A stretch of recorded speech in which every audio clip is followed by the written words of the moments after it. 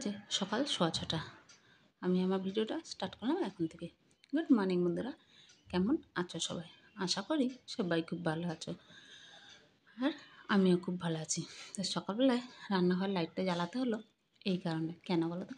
যেহেতু শীতের দিন একটু কুয়াশা কুয়াশা থাকে আর রান্নাঘরটাও অন্ধকার অন্ধকার হয়ে থাকে, তো সেই কারণে লাইটটা জ্বালি না। কালকে রাত্রে আমি তাড়াতাড়ি খেয়ে দিয়ে শুয়ে পড়েছিলাম, তো সবার খাবার আগে আমি খেয়ে নিয়েছিলাম। খিদেও পাচ্ছিলো, শরীরটাও ভালো লাগছিলো না, তো খেয়ে শুয়ে পড়েছিলাম।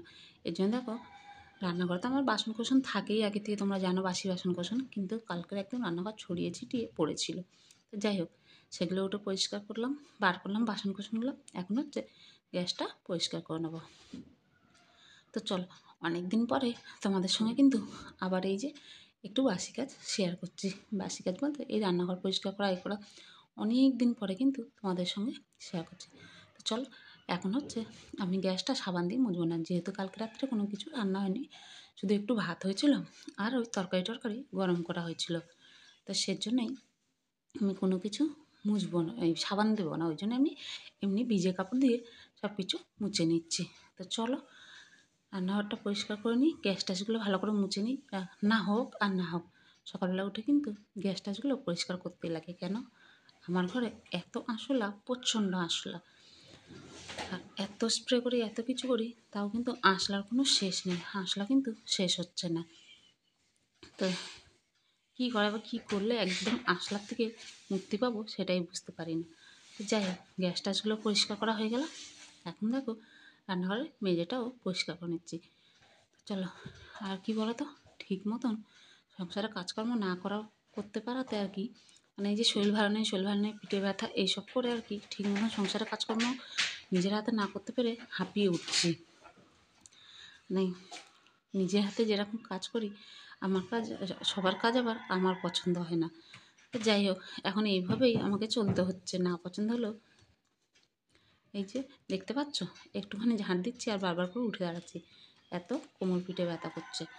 তো এই হচ্ছে কারণ, যে সংসারের কাজ বেশি না করতে পারা। তো ব্যথার ওষুধও তো বেশি খেতে পারি না, তো সেই জন্যই হচ্ছে আমার বেশি মুশকিল, অসুবিধাটা বেশি এখানে হয়ে যাচ্ছে। ডাক্তার দেখিয়েছিলাম, কিন্তু ডাক্তার বলেছে যে একেবারে যখন সহ্য করতে পারবে না, মাঝে মধ্যে ব্যথায় কান্নাকাটি করি, মানে ওই কান্নাকাটি না করে তখন একটা করে ব্যথার ওষুধ খেতে, নাহলে ব্যথার ওষুধ না খেতে বলেছে। তো ওই হট ব্যাগ আর মলম বলেনি আমার ভরসা, এই করেই চলছি। সত্যি কথা বলতে, নিজের হাতে সংসারের কাজ না করতে পারলে সত্যি নিজের মনটা না শান্তি হয় না।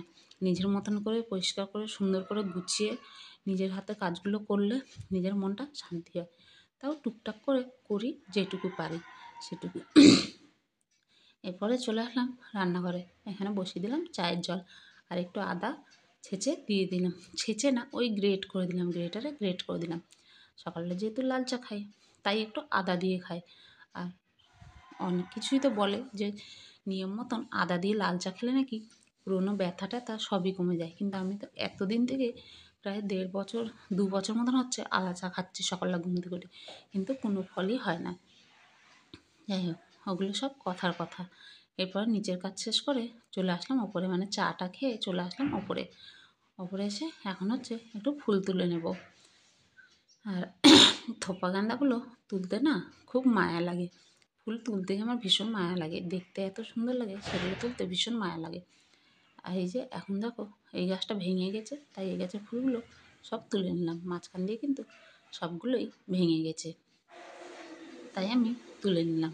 আর এরপরে চান টান করে চলে আসলাম একদম আবারও রান্নাঘরে।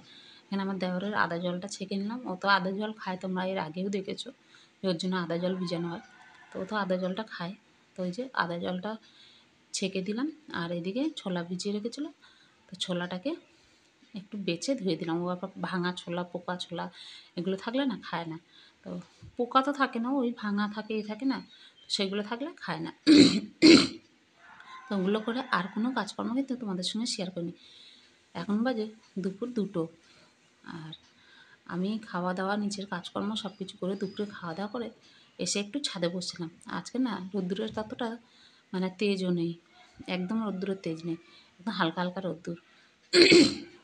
তাই ভাবলাম একটু গাছগুলো তো জল দিয়ে দিই, যেহেতু অত রোদ্দুরের তাপ নেই তাই গাছ নষ্ট হবে না। একদম মানে মেঘলা মেঘলা একটা ওয়েদার, কুয়াশা কুয়াশা, আর গাছগুলো দেখো ঝিমিয়ে গেছে, শুকিয়ে গেছে, এই কারণে গাছগুলো কিন্তু ঝিমিয়েও গেছে। তাই ভাবলাম যে না, গাছগুলো ঝিমিয়ে গেছে এখন আমি এসে করি, একটু জল দিয়ে নিই। আর মুরগির খাবার দিয়ে দিলাম, গাছে জল দিয়ে দিলাম। এখন হচ্ছে জামা কাপড় দেখি কী শুকিয়েছে। আজকে তো একদমই মেঘলা মেঘলা ওয়েদার, জামা কাপড় শুকায়নি, তাও দেখি মানে যেগুলো পাতলা পাতলা সেগুলো শুকিয়েছে নাকি, যে কটা শুকিয়েছে সেটা তুলে নিয়ে যাই ঘরে। আর এখানে এখন চালের গুঁড়ো রোদ্দুরে দিয়েছি, দেখতে পাচ্ছ? এই যে দেখো চালের গুঁড়ো রোদ্দুরে দিয়েছি, রোদ্দুরে নিয়ে রোদ্দুরে দিচ্ছি। তাও মানে কী বলতো, ভিজা ভিজা ছিল, নিয়ে এসেছিলো। কালকে রোদ্দুরে দেবো, কালকেও কিন্তু কিছু হয়নি, শুকায়নি। তো ওই জন্য হচ্ছে যে সরি, কালকেও রোদ ছিল না, ওই জন্য দিতে পারিনি। তারপর দেখছি প্লাস্টিকের মধ্যে কালো কালো হয়ে যাচ্ছে, দলা দলা হয়ে যাচ্ছে, একটা জামা কাপড়ও শুকায়নি, সবই ভিজা। শাড়িটা মনে হয় শুধু শুকিয়েছে, শাড়িটা ধুতিটা বাবা স্কুলের জামাটা শুকিয়েছে, আর সবই ভিজা, কিচ্ছু শুকায়নি। এগুলো পরে আবার আসবো, এসে দেখবো। তো শাড়িটা ধুতিটা শুকিয়ে গেছে, এটা তুলে নিই। মুরগির খাবারও দেওয়া হয়ে গেছে, সবই হয়ে গেছে। পুরো মেঘলা মেঘলা ওয়েদার। এবছর যদিও সেই রকম ঠান্ডা পড়েনি, কিন্তু দুদিন ধরেই ওয়েদারটা এরকম হয়ে আছে। আর মুরগির ঘরটার অবস্থাও খুব বাজে হয়ে গেছে ওয়েদারের জন্য। মুরগিগুলো এত জল খাচ্ছে, এত জল খেয়েছে না, ঘর ভিজে একদম গন্ধ হয়ে গেছে, থাকা যাচ্ছে না। তো রবিবার না হলে ঘরটা পরিষ্কারও করা যাবে না। রবিবার কিন্তু দাদার ছুটি থাকবে, তারপরে হচ্ছে ঘর পরিষ্কার করবে। তো এই ঘরটা তো মোটামুটি ঠিকই আছে, এই ঘরটা। ওই ঘরটার অবস্থা আরও বাজে হয়ে গেছে। তো ওই ঘরটা রবিবার দিন দেখি তোমাদের দাদা করলো, আগে ওই ঘরটা পরিষ্কার করতে। ওই ঘরে ঢোকা যাচ্ছে না, পা দেওয়া যাচ্ছে না, পা ঢুকেই যাচ্ছে একদম। আর প্রচুর স্লিপ করছে, গন্ধ, আর স্লিপ করছে প্রচুর পা। তা আমি ওই জন্য এখন ওই ঘরে ঢুকিনি, বাইরে থেকে একটু চাল দিয়ে দিয়েছি। আর তোমার দাদা সকালে খাবার দিয়ে গেছে, আমি বাইরে থেকে চাল দিলাম, ঢুকিনি। পা ঢুকে যাচ্ছে, স্লিপ করে যায়, আমি ঢুকবো না, পড়ে টড়ে এই যে। আর এখন মানে নিজেরই ঘৃণা লাগছে ঘরটার মধ্যে ঢুকতে, কিছু করার নেই। তো চলো যাই নিচে, জামা কাপড় সবই ভিজা, পরে আবার আসবো। এখন গিয়ে আগে ড্রেসটা চেঞ্জ করি, শাড়িটা চেঞ্জ করে নাইটি পরি।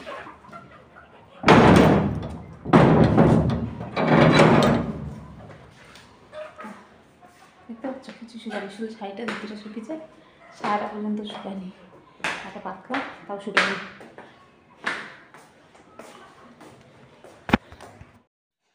আবার চলে আসলাম সন্ধ্যাবেলায়, জামা কাপড়গুলো তুলে এনে রেখেছিলাম, কিন্তু ওই শুয়ে থাকতে ভালো লাগছে না। আর বেশিক্ষণ একটানা শুয়ে থাকতে পারি না, জানো তো। শুয়ে থাকলেও কিন্তু পিঠে ব্যথা করে, তো ওই জন্য বেশিক্ষণ একটানা শুয়ে থাকতে পারি না। আমি কী করি, একটু উঠে, এই ধরো কতবার উঠে বাথরুমে যেতে লাগে, তারপরে হচ্ছে একটু উঠে বসি, এরকম করি। তো শুয়েছিলাম, পিঠটাও ব্যথা করছিলো, আর শুয়ে থাকতেও ভালো লাগছিল না। তাই ভাবলাম উঠে জামা কাপড়গুলো একটু ভাঁজ করে নিই। তো চলো জামা কাপড়গুলো ভাঁজ করে নিই। আর বাবাই খেলছে বাইরে। তো চলো, জামা কাপড় দেখছো আজকে, তাও ভাবছিলাম যে আজকে জামা কাপড়গুলো কিছু শুকাবে না, যেহেতু রোদ্দুরে সেরকম তাপ ছিল না। ভাবছিলাম যে কিছু শুকাবে না, তারপরে দেখলাম যে না, সন্ধ্যাবেলা গিয়ে দেখলাম যে না, শুকিয়ে গেছে। ওই 4টের দিকে জামা কাপড়গুলো তুলে নিয়ে এসেছিলাম। 4টের দিক দিয়ে তো আর রোদ্দুর থাকে না, একদম ঠান্ডা ঠান্ডা ওয়েদার হয়ে যায়। তো গিয়ে জামা কাপড়গুলো তখনই তুলে নিয়ে এসেছিলাম। তো চলো আমি জামা কাপড়গুলো ভাঁজ করি। আর ভিডিওটা ভালো লাগলে একটা লাইক, শেয়ার, সাবস্ক্রাইব করার অনুরোধ রইল। প্লিজ কমেন্টস করে জানিও কে কোথার থেকে আমার ভিডিওটা দেখছো। তোমরা কমেন্টস করে জানালে আমার কিন্তু ভীষণ ভালো লাগবে। তো চলো, এই গেঞ্জিটা মনে হচ্ছে একটু ভিজা ভিজা, ওই জন্য ওটা সাইডে রেখে দিলাম। তো চলো আমি জামা কাপড়গুলো ভাঁজ করে নিই।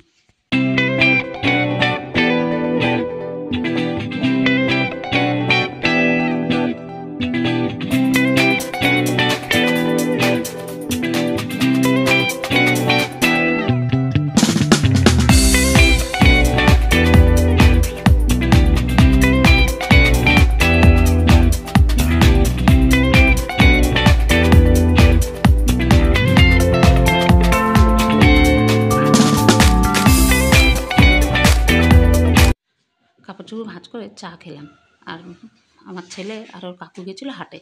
তো হাটে গিয়ে ফোন করলো একটু মাংস নিয়ে আসবো নাকি। আমি তো প্রথমে না করছিলাম, কিন্তু আমার ছেলে বলছে হ্যাঁ খাবো খাবো। তো এরপরে নিয়ে আসছে মাংস নিয়ে এসছে। তো পেঁয়াজ রসুন ছাড়াবো বললো। আমার ছেলে বলছে আমি ছাড়াবো পেঁয়াজ রসুন। হ্যাঁ ঠিক আছে ছাড়া, সব কিছু একটু করে শিখে রাখা উচিত। বসে বসে পেঁয়াজ রসুনগুলো ছাড়িয়ে দিল। এদিকে আমি কড়াই বসিয়ে দিয়েছি, দিয়ে তেল দিয়ে আলুগুলো একটু ভাজতে বসিয়ে দিলাম। যদিও রান্নাটা আমি করবো না, ওর কাকু করবে বললো। তো আমি ওই জন্য কড়াইটা বসিয়ে দিয়ে তেল দিয়ে আলুগুলো ভাজতে বসিয়ে দিলাম। আর এই যে চলে এসছে ওর কাকু রান্না করতে। তো দেখো, আর মাংসটা আজকে দারুণ বানিয়েছিল, কিন্তু দারুণ লাগছিলো, হেভি টেস্টি হয়েছিল মাংসটা। তো চলো ভিডিওটা দেখতে থাকো। আর আমার রান্নাঘরটা এমন মানে এমন পজিশানে না, সামনে দিয়ে যে ভিডিও করবো, যে রান্না করে তার মুখ দেখা যায় না, এই হচ্ছে একটা কথা, যে পেছন দিক দিয়ে ভিডিও করতে লাগে। চলো রান্নাটা দেখতে থাকো। আর রান্নাটা কিন্তু দারুণ টেস্টি হয়েছিল মাংসটা।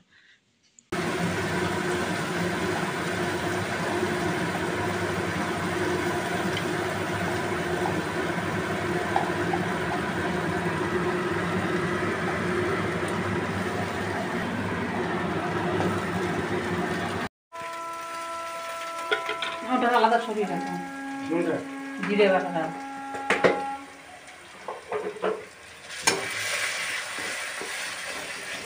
আর রান্নাটা এমন না যে কে রান্না করছে ওটা সামনে দিয়ে আর ভিডিও করা যায় না তার মুখটা।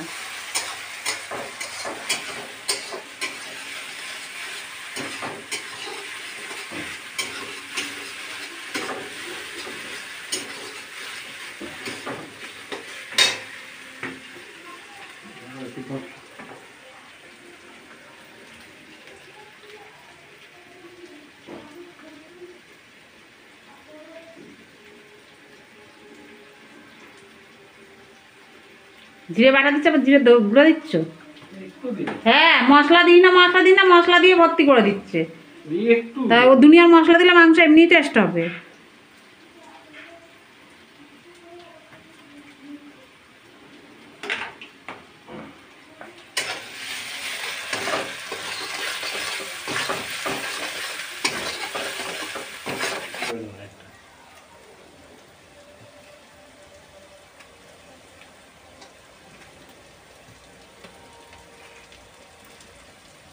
চাকু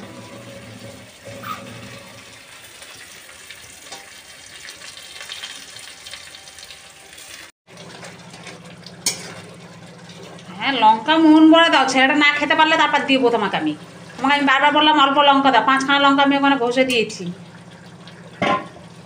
আমি রান্না করবো, একটা তেলে মশলায় একবারে ইসে করে তেল তুমি দাও না, এমন একটা তেলের মশলা ইসে করে দেয়।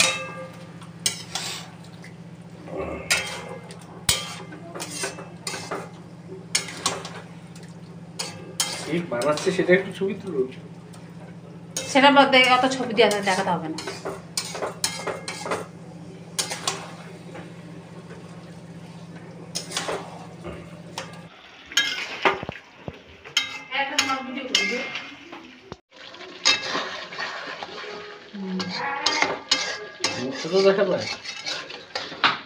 আমাদের রান্নাঘর থেকে মুখ দেখানো যায় না ওরকম করে, ওইদিকে ক্যামেরা রেখে এদিকে রান্না করলে তাহলে ঠিক আছে, মুখ দেখা যাবে।